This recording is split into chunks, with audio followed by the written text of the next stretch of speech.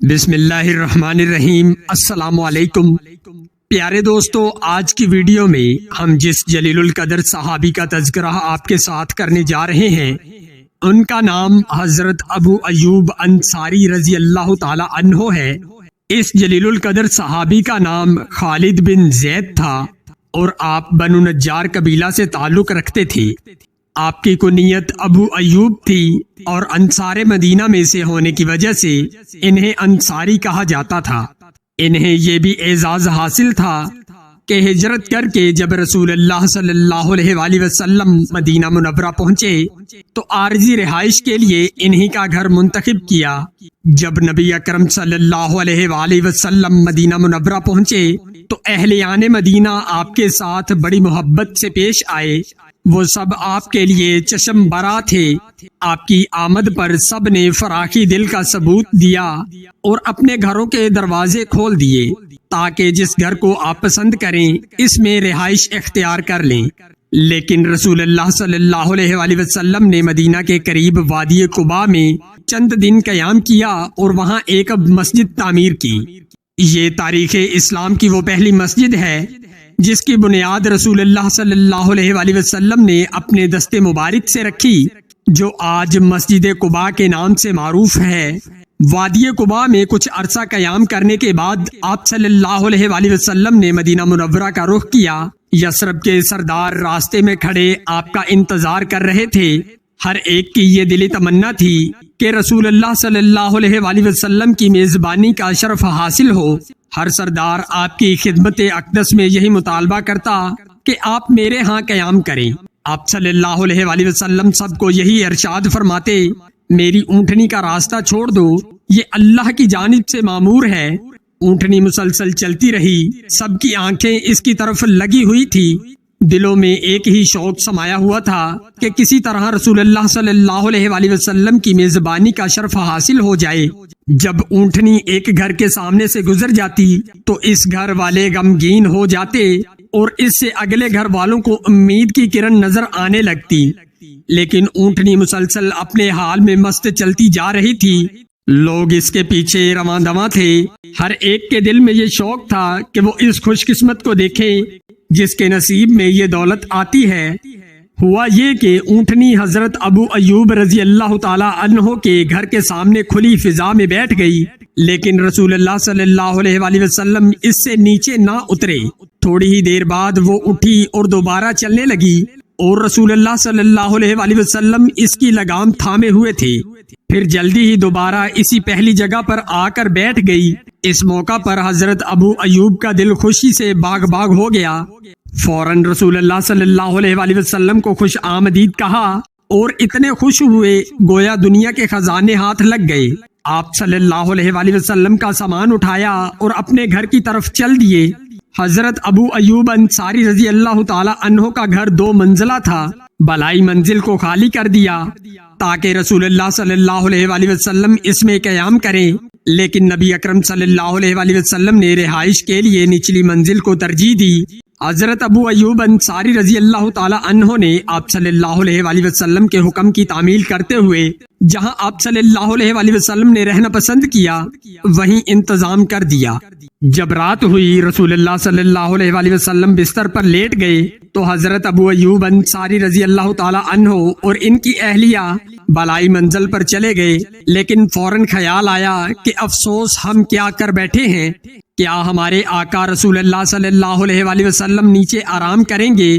کیا ہم رسول اللہ صلی اللہ علیہ وآلہ وسلم کے اوپر چلے پھریں گے؟ کیا ہم رسول اللہ صلی اللہ علیہ وآلہ وسلم اور وحی کے درمیان حائل ہوں گے؟ یہ تو آپ کی خدمت اقدس میں گستاخی ہے، ہم تو تباہ ہو جائیں گے۔ دونوں میاں بیوی انتہائی حیران و پریشان تھے۔ کچھ سجائی نہ دیتا تھا کہ اب کیا کریں۔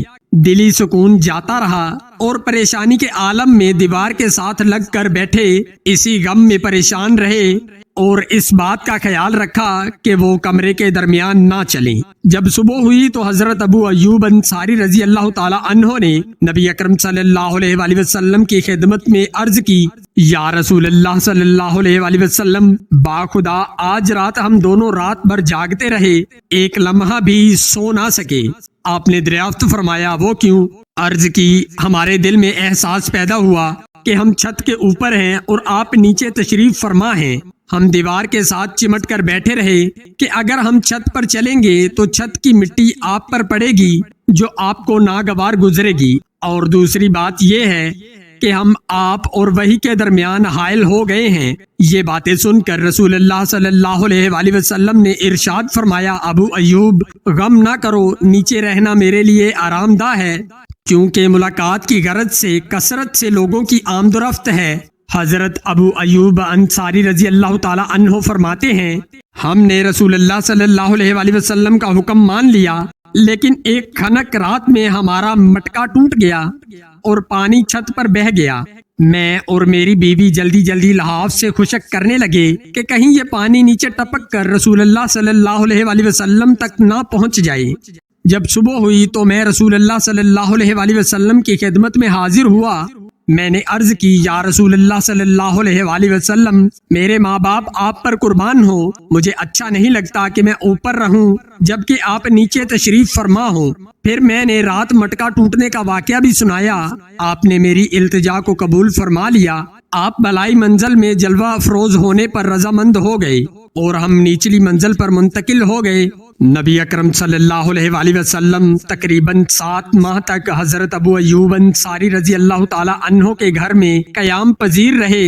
اتنے میں اس خالی جگہ پر مسجد تعمیر ہو گئی جہاں آپ صلی اللہ علیہ وآلہ وسلم کی اونٹنی بیٹھی تھی۔ رسول اللہ صلی اللہ علیہ وآلہ وسلم ان حجروں میں منتقل ہو گئے جو آپ کی رہائش کے لیے تعمیر کیے گئے تھے۔ اس طرح آپ صلی اللہ علیہ وآلہ وسلم نے بھی ان سے بے حد پیار کیا اور ہمیشہ ان کے گھر کو اپنا گھر جیسا سمجھا۔ حضرت عبداللہ بن عباس رضی اللہ تعالی عنہ بیان فرماتے ہیں ایک دن حضرت ابو بکر صدیق رضی اللہ تعالی عنہ اپنے گھر سے مسجد کی طرف جا رہے تھے۔ دھوپ بہت تیز تھی۔ راستے میں حضرت عمر رضی اللہ تعالی عنہ سے ملاقات ہوئی تو انہوں نے آپ سے دریافت کیا حضرت آپ اس وقت یہاں کیسے؟ فرمانے لگے مجھے اس وقت بہت زیادہ بھوک لگی ہوئی ہے۔ حضرت عمر رضی اللہ تعالی عنہ نے بھی فرمایا باخدا میں بھی اسی بھوک کی وجہ سے نکل آیا ہوں۔ دونوں یہی باتیں کر رہے تھے کہ اتنے میں رسول اللہ صلی اللہ علیہ وآلہ وسلم بھی ادھر آ نکلے۔ آپ صلی اللہ علیہ وآلہ وسلم نے دریافت فرمایا آپ دونوں اس وقت یہاں کیسے کھڑے ہو؟ دونوں نے عرض کی یا رسول اللہ صلی اللہ علیہ وآلہ وسلم بھوک بہت زیادہ لگی ہوئی ہے۔ نبی اکرم صلی اللہ علیہ وآلہ وسلم نے ارشاد فرمایا اس اللہ کی قسم جس کے قبضے میں میری جان ہے میں بھی بھوک کی وجہ سے گھر سے نکلا ہوں۔ پھر آپ نے ارشاد فرمایا میرے ساتھ آؤ، اور آپ صلی اللہ علیہ وآلہ وسلم ان دونوں کو اپنے ہمراہ لے کر حضرت ابو ایوب انصاری رضی اللہ تعالی عنہ کے گھر روانہ ہو گئے۔ حضرت ابو ایوب رضی اللہ تعالی عنہ رسول اللہ صلی اللہ علیہ وآلہ وسلم کے لیے روزانہ کھانا محفوظ رکھتے تھے۔ جب آپ تشریف نہ لاتے تو وہ اہل خانوں کو کھلا دیا جاتا۔ جب دروازے پر پہنچے تو ام ایوب نے نبی اکرم صلی اللہ علیہ وآلہ وسلم اور آپ کے ساتھیوں کو خوش آمدید کہا۔ آپ صلی اللہ علیہ وآلہ وسلم نے دریافت فرمایا کہ ابو ایوب رضی اللہ تعالی عنہ کہاں ہے؟ وہ گھر کے قریب ہی نخلستان میں مصروف عمل تھے۔ وہیں پر انہوں نے نبی صلی اللہ علیہ وآلہ وسلم کی آواز سنی تو دوڑتے ہوئے آئے۔ سب سے پہلے رسول اللہ صلی اللہ علیہ وآلہ وسلم اور آپ کے ساتھیوں کو خوش آمدید کہا اور عرض کی حضور خیر تو تھی؟ آج آپ اس وقت میرے غریب خانہ پر تشریف نہ لائے جس وقت روزانہ تشریف لایا کرتے تھے۔ آپ صلی اللہ علیہ وآلہ وسلم نے فرمایا ہاں سچ ہے آج کچھ تاخیر ہو گئی۔ پھر حضرت ابو ایوب رضی اللہ تعالی عنہ جلدی سے نخلستان کی طرف گئے اور کھجور کی ایک ٹہنی کاٹ لائے جس کے ساتھ خشک اور تر کھجوریں لگی ہوئی تھی۔ نبی اکرم صلی اللہ علیہ وآلہ وسلم نے ارشاد فرمایا آپ نے یہ ٹہنی کیوں کاٹی؟ آپ صرف خشک کھجوریں چن لاتے۔ انہوں نے کہا یا رسول اللہ صلی اللہ علیہ وآلہ وسلم میرا یہ جی چاہتا ہے کہ آپ ہر طرح کی کھجوریں تناول فرمائیں، ابھی میں آپ کے لیے ایک جانور بھی ذبح کرتا ہوں۔ آپ صلی اللہ علیہ وآلہ وسلم نے ارشاد فرمایا دیکھیے دودھ دینے والا جانور ذبح نہ کرنا۔ حضرت ابو ایوب رضی اللہ تعالی عنہ نے بکری کا ایک بچہ پکڑا اور اسے ذبح کر دیا۔ پھر اپنی بیوی سے کہا جلدی جلدی سے کھانا تیار کرو بیوی روٹی پکانے میں مصروف ہو گئی اور خود نصف گوشت کا سالن پکایا اور نصف گوشت خشک بھون کر تیار کیا۔ جب کھانا تیار ہو گیا تو نبی صلی اللہ علیہ وآلہ وسلم اور آپ کے ساتھیوں کے سامنے لگا دیا گیا۔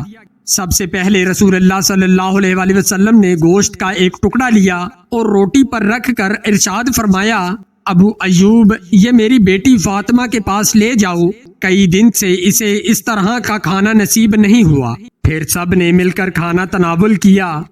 نبی صلی اللہ علیہ وآلہ وسلم نے اپنے سامنے یہ نعمتیں دیکھ کر ارشاد فرمایا، روٹی، گوشت، خشک تر اور کچی کھجوریں، یہ الفاظ کہے اور آپ کی آنکھوں سے آنسو جاری ہو گئے۔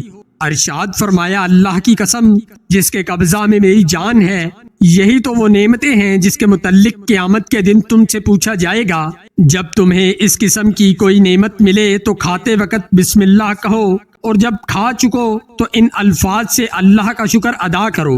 ستائش ہے اس اللہ کی جس نے ہمیں سیر کیا اور ہم پہ اپنا انعام و فضل کیا۔ بعد ازاں رسول اللہ صلی اللہ علیہ وآلہ وسلم نے حضرت ابو ایوب رضی اللہ تعالی عنہ سے ارشاد فرمایا، کل ہمارے پاس آنا۔ رسول اللہ صلی اللہ علیہ وآلہ وسلم کی یہ عادت مبارکہ تھی کہ جب بھی کوئی شخص آپ سے حسن و سلوک سے پیش آتا تو آپ بھی اس کا بہتر بدل دیتے، لیکن حضرت ابو ایوب رضی اللہ تعالی عنہ کو رسول اللہ صلی اللہ علیہ وآلہ وسلم کا ارشاد سنائی نہ دیا تو حضرت عمر رضی اللہ تعالی عنہ نے انہیں بتایا کہ نبی صلی اللہ علیہ وآلہ وسلم آپ کو یہ حکم دے رہے ہیں کہ کل تم نے آپ صلی اللہ علیہ وآلہ وسلم کے پاس آنا ہوگا۔ تو حضرت ابو ایوب رضی اللہ تعالی عنہ نے کہا، رسول اللہ صلی اللہ علیہ وآلہ وسلم کا حکم سر آنکھوں پر۔ دوسرے دن حضرت ابو ایوب رضی اللہ تعالی عنہ رسول اللہ صلی اللہ علیہ وآلہ وسلم کی خدمت میں حاضر ہوئے تو آپ نے انہیں ایک نو عمر لونڈی دی اور فرمایا، ابو ایوب، اس سے بہتر سلوک کرنا، کیونکہ جب سے یہ میرے پاس ہے ہم نے اسے نہایت ہی نیک اور فرما بردار پایا ہے۔ حضرت ابو ایوب رضی اللہ تعالی عنہ گھر واپس تشریف لائے تو ان کے ساتھ وہ لونڈی بھی تھی۔ جب اسے آپ کی بیوی ام ایوب نے دیکھا تو دریافت کیا، ابو ایوب یہ کون ہے؟ آپ نے بتایا کہ یہ رسول اللہ صلی اللہ علیہ وآلہ وسلم نے ہمیں بطور تحفہ عنایت کی ہے۔ تو وہ بولی، تحفہ عنایت کرنے والے کتنے عظیم ہیں اور تحفہ کتنا عمدہ ہے۔